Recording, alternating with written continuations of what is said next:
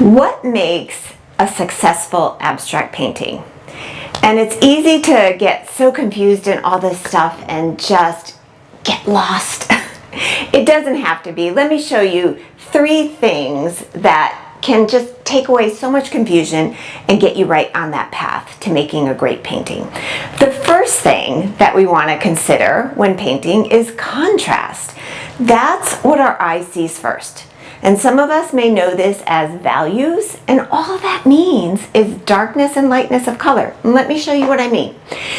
Take this painting, for example. Now, we don't have to like it, but we can understand what makes it work. And that's what I want you to see. So the contrast of dark and light colors. Now, this is mostly a light painting, but you see there is some dark that comes around throughout the painting. And that's what's creating this contrast and drawing your eye around. And that's what we want. The second thing is the warm and coolness of colors. So yes, yellow is a warm color overall, but what I want you to recognize is that within the yellows, there's warm and cool yellows. And so this one is definitely a warmer, and this is a cooler yellow. Now, don't let that confuse you, because when we hold up our color wheel and we take a look at the colors in general, well, this used to trip me up so much, because what do you mean yellow is warm and cool? What do you mean there's a cool and warm red? Like, I don't get it.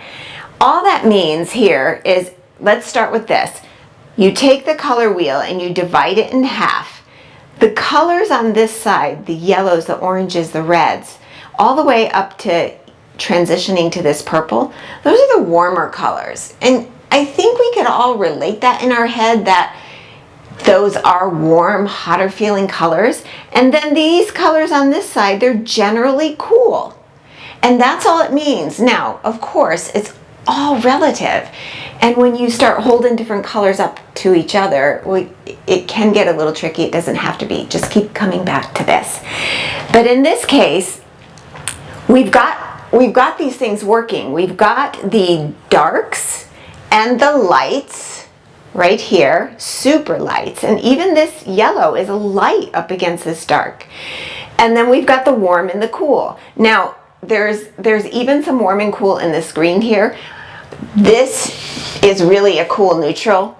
This green is a cooler dark green, and this one, you can tell, right, the difference.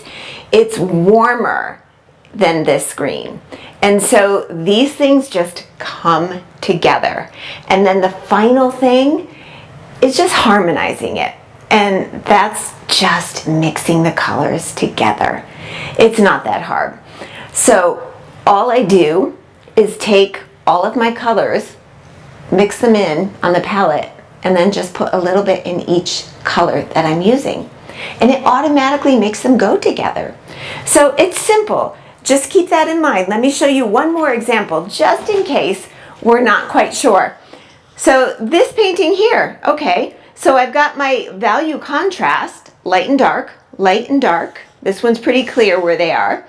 I've got some warms and cools. So blue, we would agree, is overall a cool color. And this burnt orange here, well, obviously a warmer color. And then the whole thing is just simply harmonized by mixing all these colors together and making something that I call mud. And then I mix a little bit of that mud into each color that I'm using. And just like that, it all comes together. So if you can just take those 3 things of contrast, warm and cool, and harmonizing, well, it's hard to make a painting that doesn't work. So give that a try and let me know how it goes for you.